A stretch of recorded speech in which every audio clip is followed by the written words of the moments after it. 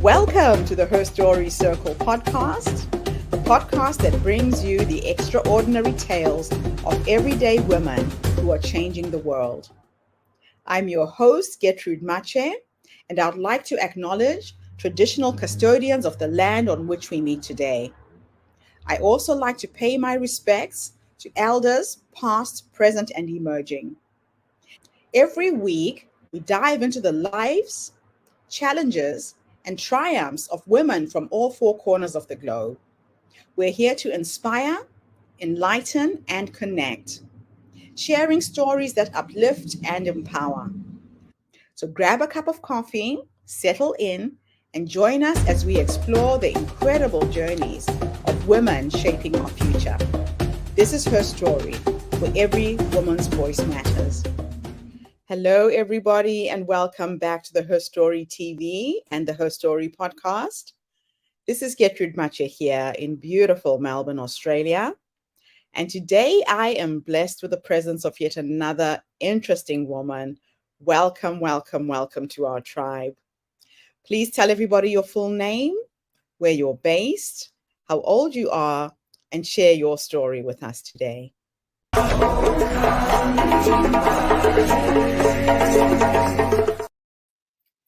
Hello, I am Katrina Preisler-Weller. I am coming to you also from the beautiful Melbourne, Australia, and I am a newly 29-year-old. My birthday was only last week. My life has been a series of losses, and these losses have shaped me to be the person that I am today, as they often do. The first pivotal loss that I experienced in my life was actually at a very young age, at the age of 15. I'm originally from the UK, and I was your pretty average 15-year-old, going to school, hanging out with my friends, and just doing those usual teenage activities that you would do. I was pretty naive to the things that were going on in the world, to the bad things that happen. And to me, my parents were my superheroes. As a young person, you never really expect that your parents are not going to be there. You just assume that they're always going to be there in your life. And at 15, I started to notice that my mum wasn't very well. We were going to a lot of doctor's appointments, we were going to a lot of hospital appointments, and she started spending long periods of time in hospital. And we didn't really know what was going on. And this continued for about 6 months. And so I started spending a lot of time at home, looking after my mom, helping her with household chores because she didn't have the energy and she was in a lot of pain and we weren't sure what was happening, but she just couldn't manage those day-to-day tasks anymore. And so I almost became a bit of a carer for her along with my dad and my siblings. In June of 2010, my mom really started to become ill, and that's when we found out the news that she had cancer. Now, my mom had cancer when I was young, when I was about 5 years old. I didn't know what was going on at the time. It's not something that I ever really thought about growing up because as far as I knew, she was better, she was well, and it was all okay. Unfortunately, that tumour had spread, it had come back, and there was nothing that they could do. So all they could do was provide treatment for her to try and make her comfortable, to try and prolong her life. But ultimately, there was nothing that they could do to save her. My mom started getting progressively more ill, and I was spending a lot of my days and my evenings in the hospital. She'd become best friends with all of the nurses. Most of the nurses were spending their lunch breaks with my mom. They managed to organise a private room for her so we could spend Mother's Day with her and get it's different in England, the date's different in England to Australia. And we had a takeaway there. We watched the football. It was the Football World Cup and Germany were playing. My mum was German, and so we had the screen playing. She had her big German flag waving it as she was laying in the hospital bed. And these were some of the few moments that I really remember my mum embracing life, even when she knew that there wasn't much life left for her. So we started spending a lot of days, a lot of weeks in hospital. During this time, it was my prom, and I got all dressed up. And the night of my prom, I got a phone call to say that my mum wasn't expected to make it through the night. My initial reaction at 15 years old was, I'm not going to prom. I don't want to be around people. I want to be with my mum. But she encouraged me to go, as did my dad. And she encouraged me to go and enjoy myself and still be a teenager, because so much of my naivety as a teenager had shifted in a short amount of time that I was no longer living as a young person. I was almost starting to make that shift into adulthood. So I went to prom. After prom, they snuck me into the hospital at 1 a.m. with my friends. We tiptoed through the corridor, took our heels off, and I was able to stand there, and my mum was able to see me in my prom dress. Unfortunately, she was not aware that I was there at this point and didn't really notice me, but it was a really special moment that I could just stand there and be there with her. On the 7th of July 2010, my mum died very peacefully in her sleep with my dad next to her. And I did not respond in the way to her loss that I expected I would. And this is kind of what shapes the rest of the next 7 years of my life, in the way that I responded to loss and grief and how I processed it. So the day that I found out my mum died, I did not cry. I decided I did not want to go see her in the hospital. It was too confronting for me. And I actually went shopping with my friends. I was receiving texts and messages and phone calls from people around me checking in, but I didn't really connect with the reality of what happened. My mum had been out of my home for so long and in the hospital that her not actually physically being around didn't seem that different. And so the reality hadn't sunk in. However, what I will note is that I did fall asleep in a changing room that day whilst waiting for my friends to try on their new clothes. And I think that that is a representation of how grief can affect us physically, even if emotionally we are not showing it externally. So, we had the funeral, we went through the process of going, we got her ashes moved to Germany so she could be buried with her mother, and all of that happened, and it, short time frame in a matter of 2 weeks. A week after she died, I turned 16 and I had a party, and I sort of just continued with my life as a normal 16-year-old. As the years went on, I started taking more responsibility at home. I was doing the cooking, the cleaning, the food shopping, the ironing, and I kind of became the mother figure in my house, even though I had 2 older siblings. And for the next 7 years, I continued to push my grief down. I did not recognize it. I did not want to talk about it. Nobody around me had lost a parent. And so it was challenging for my friends who were young themselves to know how to support me. And whenever they would start talking about their mums and I would come near, they would stop, they would change the conversation. The school didn't know how to support me. And I was feeling really different and really isolated from those around me. And all I wanted to do, as any teenager does, is fit in with the peers around me. And so I started ignoring the emotions that were coming up, the feelings of anger, of hurt, of upset, of missing my mom, and tried to just push through and ignore them. Now, I think we can all say that if we've ever experienced grief, we know that that is not how it works. And in pushing things away and suppressing things, they're eventually going to come up, rise up, and explode. And that is exactly what happened with me. For 5 years of suppressing my grief, I moved away to college, I made new friends, but I started engaging in risky behaviors. These were the things that I could control: how much I ate, the amount of alcohol I drank, the people I hung out with. I had control over those choices, where I felt like I'd lost so much control when my mum died. And so I started engaging in these risky behaviors, which later led to depression and high-level anxiety. And eventually, I attempted to take my own life.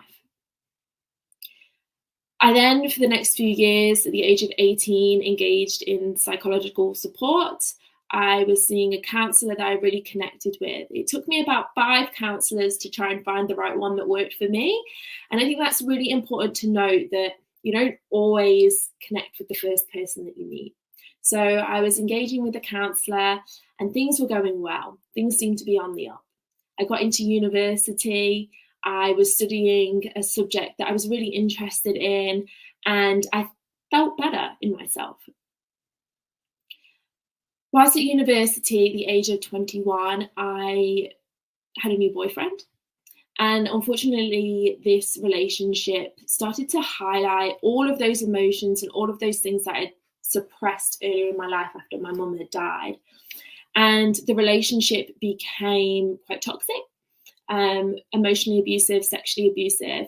But I stayed within that relationship for 3 years. And I, on reflection, do believe that my reason for staying in this relationship was because of my fear of loss, because I had not dealt with that grief that I had experienced. And so anybody that was around me, I would cling on to, whether it was healthy for me to or not. There was a pivotal moment, a second pivotal moment in my life that changed everything for me. And this was on the 15th of September in 2016. My sister was pregnant with twins and she went into labour 3.5 months early.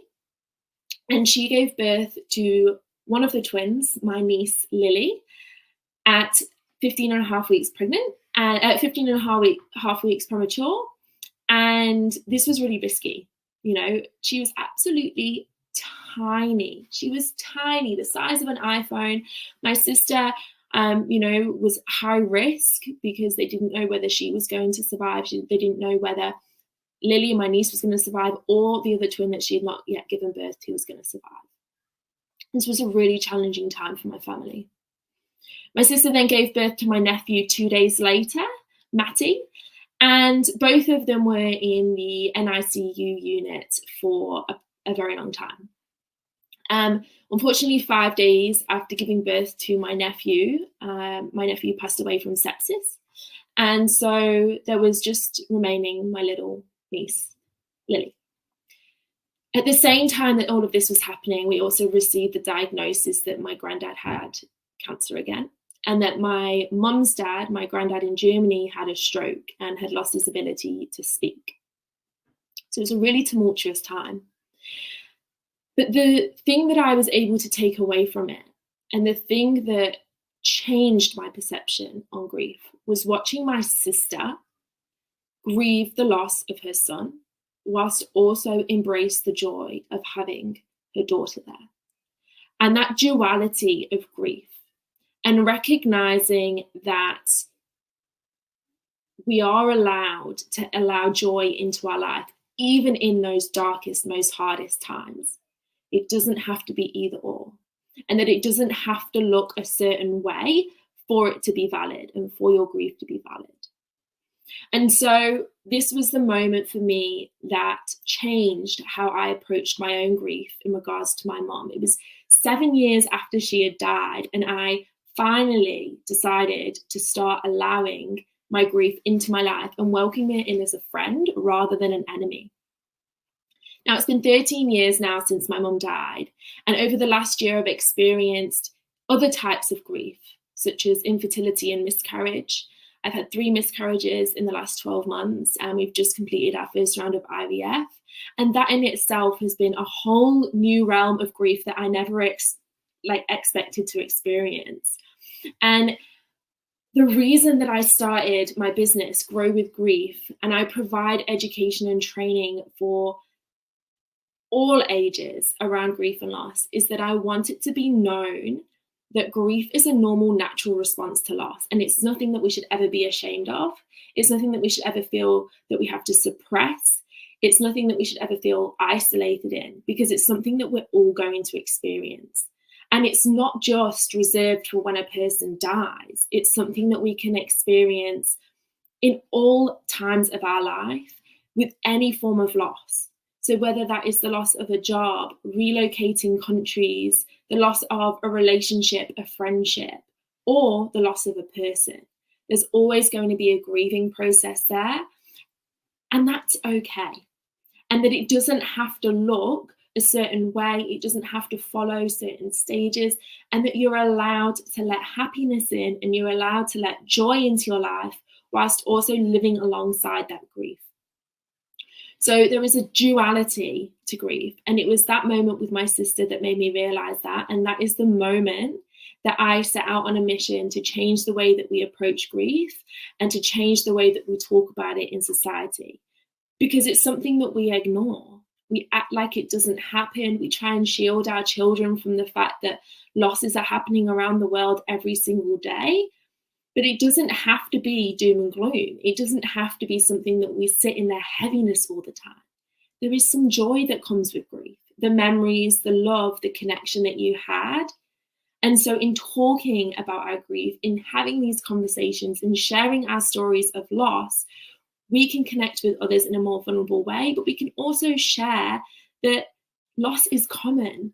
We can build friendships on it. Some of the deepest friendships that I have to this day were built on a commonality of grief and loss. And so that's what I do today is I work with schools, I work with companies to promote that conversation and to make sure that everybody feels empowered in sharing and talking about their grief. Wow.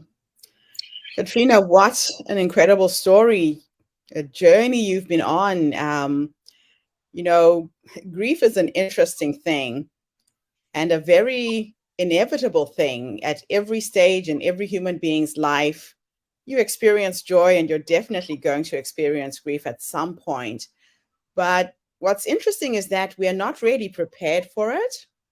We are not given the coping mechanisms or skills to deal with grief. I think I shared with you a little earlier that I lost my mom during COVID and I didn't even manage to go to her funeral. I still haven't gone back to Africa to see where my mother is buried. But I remember as a child watching how people dealt with grief in my community. In Africa, our funerals would last a week, 2 weeks sometimes, where the family would come and you would grieve together. By the end of that week, you will have cried and emptied out all of the emotion around the passing of the person you loved. I also remember people shaving off their hair to show that you're in mourning. And I didn't get it then until my mom died in 2020. I remember waking up the day of her funeral and wanting something in the world to change. That was the feeling I had. This beautiful woman had gone and the world was continuing like nothing had happened, right?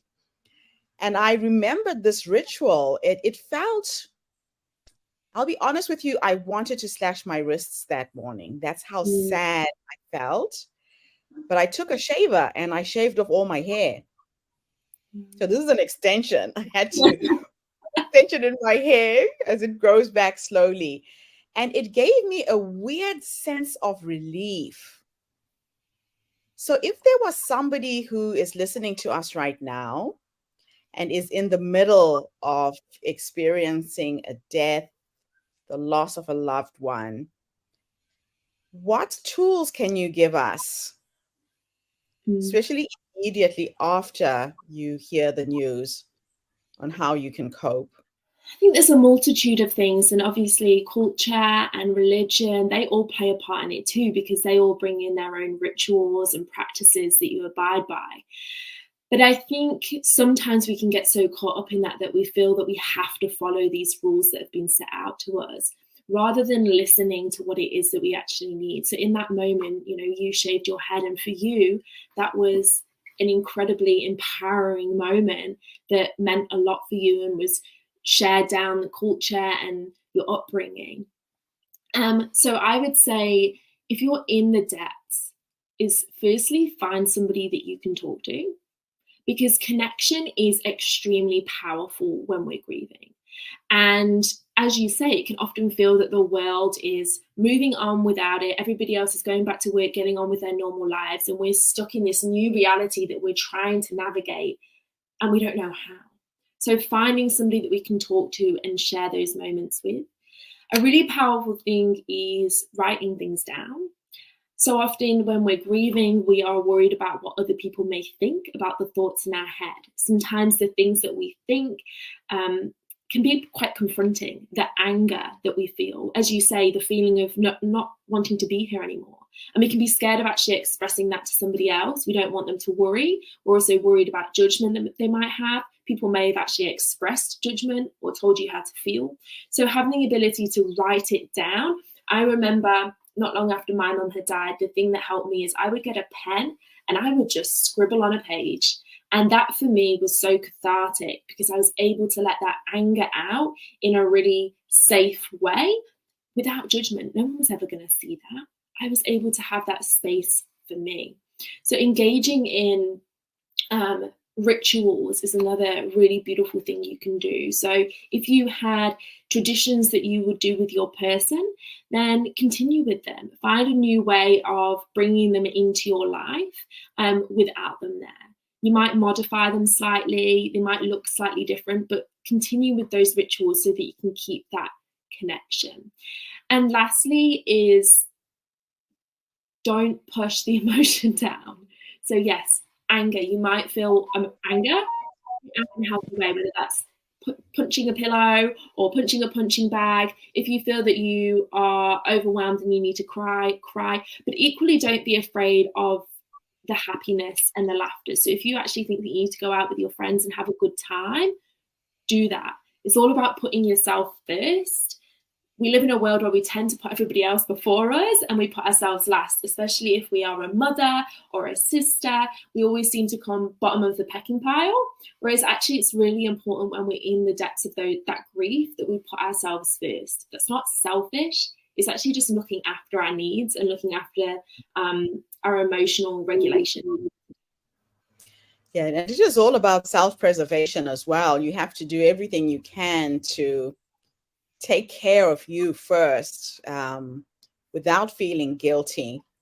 Now, you touched on another subject that affects a lot of youth in Australia, in New Zealand, and that is suicide. I know that a lot of young people get to a point of overwhelm and they just don't know which way to go. What can one do when you start having those suicidal thoughts? What are the steps that one should follow? Tell somebody that you're having those thoughts. Don't feel that you have to try and push through it alone, because often when people don't actually share what they're feeling in terms of suicide and suicidal ideation, that's when they follow through, and that is where people die by suicide. So sharing the way that you're feeling actually reduces the likelihood of suicide actually happening. So whether that is a friend, a family member, a neighbour, or a professional. The second thing that you can do, especially here in Australia, is go to your GP, get a mental health care plan. And that gives you access to subsidised sessions with a psychologist. And it can be really daunting going to a psychologist. I'm not going to say that it isn't scary, because it can be scary. But it does help when you can find that psychologist that you connect with. And don't give up if you've not, if you don't connect with the first one. Keep trying to find one that you do connect and resonate with. And that will help, because the reason that you're having these emotions, our emotions are trying to tell us something, right? They're trying to tell us something that is going on in our body, something that we're experiencing. So by talking about them and noticing them and acknowledging them, we can move through them and then move through that thought process of suicidal ideation. A lot of people have shame around having these thoughts, but it's actually a lot more common than we realize. And you'll probably find that when you start talking to people and you start sharing that you are feeling low and you are having these thoughts, that a lot of people around you have also had them too. So it's not abnormal and it's not weird, it's not strange, it's not shameful, but it's really important that you do reach out to somebody. And there are 24-hour hotlines that you can call. If you don't feel comfortable, speaking face-to-face to somebody, you can call a 24-hour hotline and just speak to them. And it will get you out of that moment where maybe you're contemplating doing something. It will take you out of that headspace and give you time to just reflect and think. And just that small 10 seconds even of pulling yourself away from actually doing something makes a whole difference to the likelihood that they're actually going to follow through. Now, you also talked about experiencing loss through your miscarriages, your infertility journey. A lot of people don't understand how traumatic it is for a young mom who is wanting to have a baby, gets pregnant, loses the pregnancy, and sometimes loses multiple pregnancies. It's grief. It's just the same as grieving somebody that you had held and loved. So talk us through your infertility journey and how you've coped and where you are now. Yeah, you'll have to bear with me if I get a bit teary here. So we decided to try for a family about 18 months ago. And, it's something that I've always wanted to do, but something I've been a bit wary of, especially since not having my own mum around. But I've always had this just motherly feeling. I just wanted to be a mother, and I wanted to be a mother just as good as my own. And within the first few months, you were always told growing up that as a woman, one of your jobs is to bear children, and that's what you'll do. You'll have children, you'll grow up, and that will be your role. And the second thing is that it will be very easy to fall pregnant. They scare you into thinking that first time you have sex, you're going to fall pregnant. And so when that didn't happen, it was quite disheartening. After 3 months, we did fall pregnant.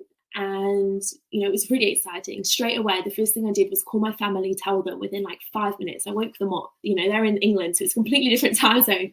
Woke them up. And unfortunately, yes, when we went to have a blood test to confirm the pregnancy, my HCG was dropping and it did not progress. That happened again about 3 months later. And we ended up getting some tests done and found out that I had a low egg count. So I'm 29 years old now, and my egg count reflects that of a 40 to 45-year-old individual. So we were referred to a fertility specialist to try and act quick. We were told that we needed to do something sooner rather than later. We didn't know how long it would be before I go into perimenopause. And so we started on that journey. Lots of blood tests, lots of prodding and poking, lots of people looking at you, and invasive investigations, and this whole grieving process around grieving how you thought you were going to become a mother, grieving what you thought your future was going to look like. So not just the babies that we lost, but also the expectation of how we thought it was going to look. Grieving the way I saw my own body. My body wasn't doing what I was told my whole life it should do. And that's something that I'm still really trying to navigate and understand and still challenge with. And I still have a lot of confusion and disconnection from my body. And that's something I'm really working on now. And so we were due to start IVF in April. And I was feeling weird. I don't know what it was. I just had this feeling. And I did a pregnancy test, and it turned out I was about 5 weeks pregnant. And so we cancelled the IVF, and it was just the most exciting time. Our bloods were looking really good, best than they've ever looked, and everybody was really hopeful. I went away to volunteer for the weekend in Canberra. And whilst I was away, I started spotting, and I started to get really worried. I spoke to my fiance, I spoke to my doctor, and everybody said that's normal in early pregnancy. You're completely fine. It's completely normal. So I come home. My fiance is actually flown to Bangkok at this time with work. So I come home, I'm home alone. And the doctor says, let's just do another blood test just to check everything's okay. And I was, getting symptoms. I was feeling nauseous. I was off food. And I was, it was really starting to feel real. And I thought, obviously this is what was meant to happen. We weren't meant to do IVF. I'm pregnant. And I waited 2 days to get the results. I was chasing the results. And unfortunately, she called me back and said that my HCG had dropped again, and that I was going to start miscarrying, or I was miscarrying, and I was going to start bleeding soon, and going through all of those changes. And it was quite traumatic. I ended up in hospital. As I said, my partner was overseas. And I'm so grateful my friends came and, looked after me and took care of me and brought me food and did all of those wonderful things. But it was hard. It was lonely. And again, it was, why is my body not doing what it's meant to do? So we finally finished IVF in June. We've done our rounds, and I'm just waiting for surgery before we can do a transfer. But this whole process has been very emotional, and there's been grief in many different forms. Grieving the babies we've lost, grieving our future, grieving expectations, grieving the person I was, because I'm definitely changed from this experience. And I think when you hear about infertility and miscarriage and then somebody having to do fertility treatment, you think that it's like a 2-week, 3-week process, and it's not actually that much, but it's actually a massive process, and it takes such a huge toll on your body and on your mind. And yeah, it's still something that I'm trying to understand. But it's been really hard, but it's also been beautiful. I've shared about it a lot, and I've connected with a lot of women and friends who have had the same experience, but I never knew because they kept quiet about it, because people don't seem to talk about infertility. And, people don't often know what to say either. They think because you've not got a physical baby there with you, not been able to see them, that it doesn't matter. But the moment you see that positive line on a pregnancy test, you fall in love, like they're your baby. So it's complex, it's hard. Wow. Well, good luck with this next round. Thank you. Fingers crossed everything goes well. Thank you so much for coming and sharing your life, your story with us. You've unpacked a lot of issues that women face on a day-by-day basis. So I really commend you for the work that you're doing to support and empower women at the most difficult times in their lives. Thank you so much for coming today. And thank you to everybody who's tuned in. As you know, the Herstory Circle movement is a movement that empowers women through the sharing of our stories, so that your story can become the light at the end of the tunnel for somebody who's going through something similar. Tune in again tomorrow when I interview another amazing person.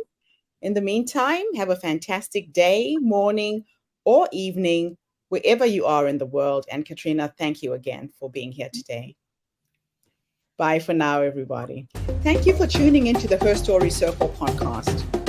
I hope today's story has inspired you to believe in the power of our stories and the difference you can make in the world when you use your voice.